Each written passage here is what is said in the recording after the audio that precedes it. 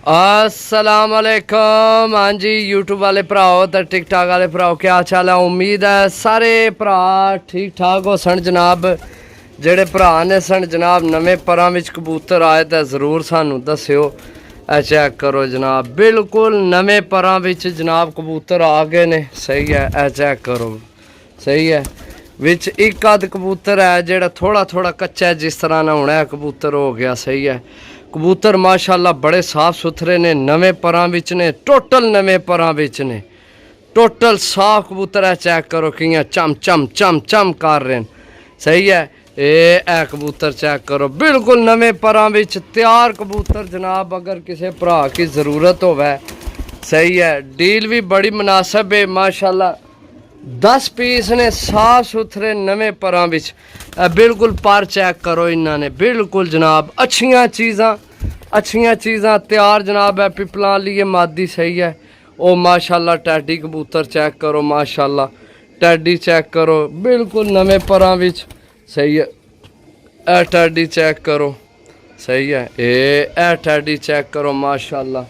सही है a piece check करो चेक करो ए मादी चेक करो चेक करो जनाब।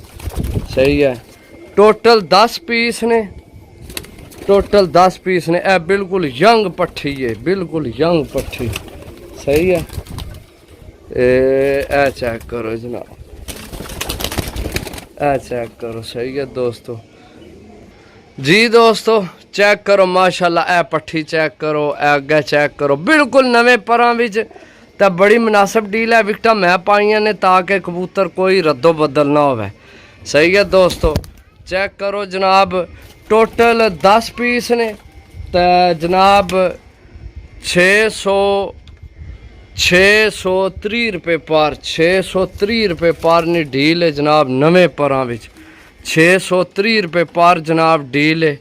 सही है यानी कि 6300 रुपये ने 10 पीस ने बिल्कुल तैयार यंग माल कोई विच बुढ़ा कोई जनाब ढिला मट्ठा कोई जनाब इस तरह ना कबूतर को नहीं तैयार कबूतर जनाब नवे परां विच जिस भरा लैने होए। सही है राबता कर लवे।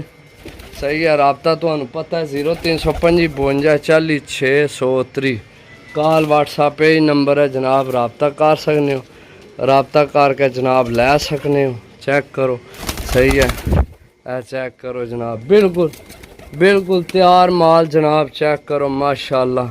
सही है जिस भरा की चाहिए नहीं होवन। सही है बिल्कुल नवे परां विच साफ सुथरे पीस। सही है चेक करो जनाब। सही है 10 पीस ने नवे परां विच जिस भरा लैने होए राबता कर लवे 0325 52 40 630 रुपये पार।